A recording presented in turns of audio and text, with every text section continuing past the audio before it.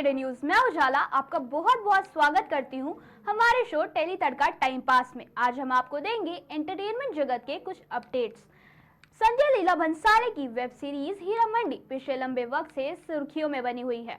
इस फिल्म को लेकर जितने एक्साइटेड खुद भंसाली है, उससे कई ज्यादा एक्साइटमेंट लोगों के बीच देखने को मिल रही है। यह सीरीज 1 मई को हीरा मंडी द डायमंड बाजार नेटफ्लिक्स पर रिलीज हो चुकी है। बता दें कि सीरीज को लेकर सोशल मीडिया पर लोगों के ढेर सारे फीडबैक्स मिल रहे हैं। अब हाल ही में टीवी अभिनेता शिजान खान ने सीरीज का रिव्यू देते हुए कहा कि हीरा मंडी में भाषा के साथ अन्याय किया गया है। बताते चले कि टेलीविजन अभिनेता शिजान खान संजय लीला भंसाली की हीरा मंडी से नाखुश है और अभिनेता ने सीरीज की कास्टिंग को लेकर फिल्म मेकर से सवाल किया है और उर्दू भाषा के साथ अन्याय करने के लिए कलाकारों को क्रिटिसाइज किया है। दरअसल शिजान ने हाल ही में अपने इंस्टाग्राम हैंडल पे कहा कि एक्सपीरियंस एक्ट्रेस फरीदा जलाल को छोड़कर भंसाली की हीरा मंडी की पूरी टीम में से कोई भी व्यक्ति से ठीक से उर्दू नहीं बोल पा रहे हैं। उनमें एक इंस्टाग्राम स्टोरी पर पोस्ट कर निराशा व्यक्त की है और लिखा कि वेब सीरीज में किसी का भी उर्दू उच्चारण सही नहीं है। आगे उन्होंने कहा, फरीदा जलाल जी के अलावा संजय लीला भंसाली के हीरा मंडी में कोई भी उर्दू नहीं बोल सकता था। किसी का नुक्ता खाफ अपनी जगह पर नहीं है। क्यों भाई क्यों? उर्दू के साथ इतनी नाइंसाफी, निराश हूँ।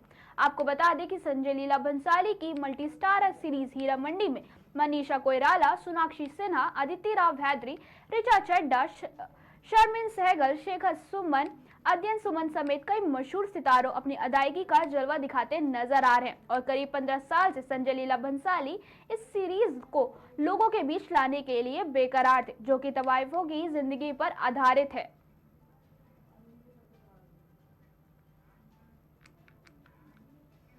1 मई को फिल्म पुष्पा 2 का पहला गाना पुष्पा पुष्पा रिलीज किया जा चुका है। बता दें कि यह गाना 6 भाषाओं में रिलीज किया गया है और अब पुष्पा पुष्पा नाम के गाने का वीडियो सोशल मीडिया पर जमकर वायरल हो रहा है। इससे पहले जब साल 2021 में पुष्पा द राइज का गाना शिवल्ली रिलीज हुआ था, तब इस गाने का हुक स्टेप सोशल मीडिया पर इस कदर वायरल हुआ था कि सेलेब्स ने भी अल्लू के हुक स्टेप्स को फॉलो किया था। अब इस फिल्म का सीक्वल पुष्पा 2 द रूल जल्द ही सिनेमाघरों में दस्तक देने वाली है, लेकिन उससे पहले फिल्म के गाने पुष्पा पुष्पा लोगों को बेहद पसंद आ रहा है। बता दें कि पुष्पा 2 का पहला गाना पुष्पा पुष्पा 1 मई को जारी किया गया था और अब यह गाना सोशल मीडिया पर जमकर वायरल हो रहा है और इस गाने के व्यूज तेजी से बढ़ रहे हैं। साथ ही अब तक इस गाने को कुछ ही मिनटों में करोड़ों लोग देख चुके और यूट्यूब पर इस वीडियो को अभी तक 1 मिलियन व्यूज मिल चुके हैं और यह व्यूज लगातार बढ़ते ही जा रहे हैं। बताते चले कि पुष्पा पुष्पा गाने में पुष्पा की ताकत को दर्शाया गया है, जिसकी हिंट पिछले वीक जारी हैंड ऑफ पुष्पा टीजर में दी गई थी। इसके जबरदस्त हुक स्टेप ने लोगों के बीच इस गाने के क्रेज को और भी बढ़ा दिया है। इस गाने के through stylish star Allu Arjun ने एक बार फिर दिखाया है कि क्यों वो देश के हर भाषा और सीमा के पार लोगों के पसंदीदा स्टार है और लाखों दिलों पर राज करते हैं। बता दें कि राष्ट्रीय पुरस्कार विजेता म्यूजिक डायरेक्टर देवेश्वर प्रसाद ने इस बार भी पुष्पा 2 का गाना दमदार बनाया है, जो लोगों के दिल को छू गया और यह गाना तेलुगु, तमिल, हिंदी, कन्नड़, मलयालम और बंगाली भाषाओं में रिलीज किया गया है। आपको बता दें कि निर्देशक शिव कुमार की फिल्म पुष्पा 2 की शूटिंग फिलहाल चल रही है और इस फिल्म में अल्लू अर्जुन के अलावा रश्मिका मंदाना भी अहम भूमिका में नजर आएंगी। यह फिल्म 15 अगस्त 2024 को रिलीज होने के लिए पूरी तरह से तैयार है।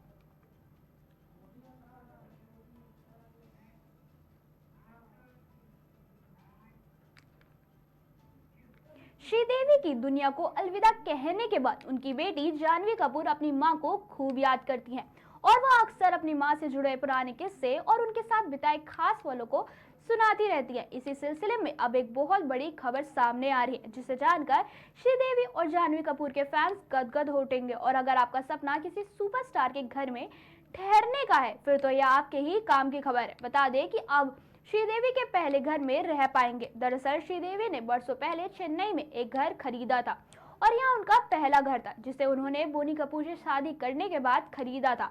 और जानवी के लिए यह घर बेहद खास है क्योंकि यहाँ उनका बचपन बीता है। मीडिया रिपोर्ट्स के अनुसार अब लोग श्रीदेवी के इस घर में किराए पर रह सकते हैं। इसे एयरबीएनबी ने 11 मशहूर प्रॉपर्टी की लिस्ट में शामिल किया है। मालूम हो कि घर के रखरखाव और लीकेज की समस्या के चलते श्रीदेवी और बोनी को घर छोड़ना पड़ा था। हालांकि श्रीदेवी की मौत के बाद बोनी ने घर की मरम्मत करा दी थी। बताते चले कि श्रीदेवी का हर एक फैन उनके घर में रहना पसंद करेगा, लेकिन इस घर में केवल कुछ ही एयरबीएनबी यूजर्स एक रात के लिए ठहर सकते हैं।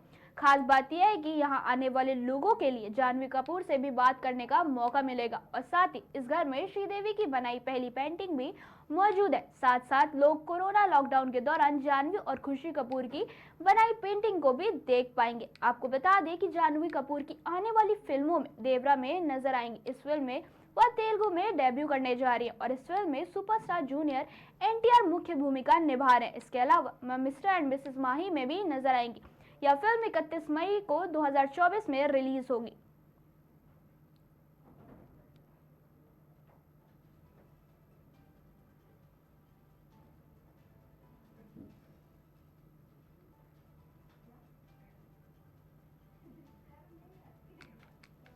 सिनेमा घरों में हमेशा कई फिल्में लगी रहती हैं जो व्यूअर्स को एंटरटेन करती रहती है। इन दिनों सिनेमा घरों में बहुत सी फिल्में लगी हुई हैं। इनमें से कई फिल्मों को दर्शकों की ओर से अच्छा फीडबैक नहीं मिल रहा है। हाल ही में सिनेमा घरों में रिलीज हुई आयुष शर्मा की फिल्म रुस्लान से दर्शकों को काफी उम्मीदें थी, मगर बॉक्स ऑफिस पर आते ही इस फिल्म का बुरा हाल हो गया।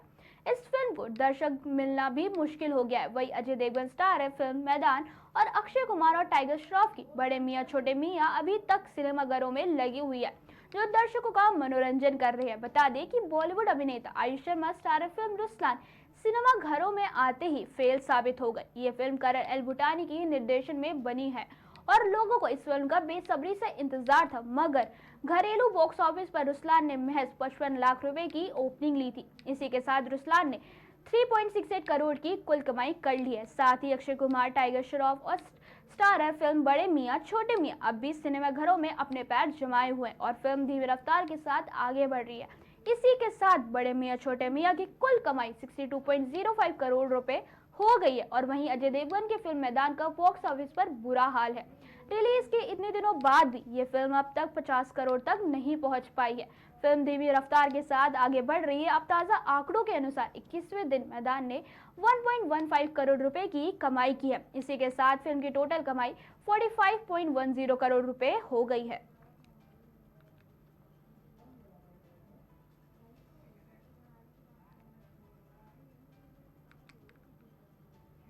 हिंदी सिनेमा में कई अलग अलग क्षेत्र के स्टार्स पर फिल्म बनी है।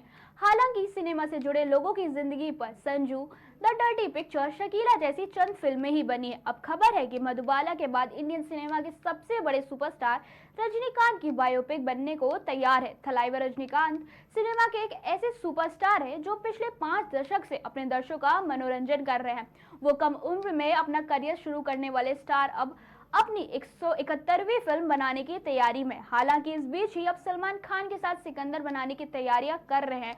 हिंदी सिनेमा के मशहूर एक्टर सुपरस्टार रजनीकांत की जिंदगी से जुड़े हर पल को अब फिल्म पर्दे पर उतारने की जिम्मेदारी अपने कंधों पर ली है। जानकारी के मुताबिक रजनीकांत की बायोपिक बनाने के अधिकार खरीदने के लिए निर्माता साजिद नडियाडवाला ने उनके साथ एक कॉन्ट्रैक्ट पर सिग्नेचर किया है। बता दें कि साजिद जेलर अभिनेता रजनीकांत के बहुत बड़े फैन हैं। उनका मानना है कि रजनीकांत के एक बस कंडक्टर से सुपरस्टार बनने के सफर को बारे में दुनिया को बताना चाहिए। यही वजह है कि साजिद व्यक्तिगत रूप से स्क्रिप्ट पर ध्यान दे रहे हैं और फिल्म को शानदार बनाने के लिए काम कर रहे हैं। खबरों के मुताबिक पिछले कुछ महीनों से साजिद कहानी की ऑथेंटिसिटी के लिए रजनीकांत और उनके परिवार के साथ लगातार संपर्क में है। यह रंग से राजा बनने की कहानी है, ऐसे में यह रजनीकांत पर फोकस होगी। फिलहाल फिल्म की स्क्रिप्ट पर काम चल रहा है। स्क्रिप्ट जैसे जैसे पूरी हो रही है, निर्माता उसे साउथ सुपरस्टार रजनीकांत के साथ डिस्कस कर रहे हैं। अगर सब ठीक रहा तो अगले साल इसकी शूटिंग आरंभ होगी। हालांकि ये देखना दिलचस्प होगा कि रजनीकांत की भूमिका कौन निभाएगा। आपको बता दें कि रजनीकांत आगामी दिनों में निर्देशक लोकेश कनगराज की फिल्म कुली में नजर आएंगे। उसमें वह गैंगस्टर की भूमिका में होंगे।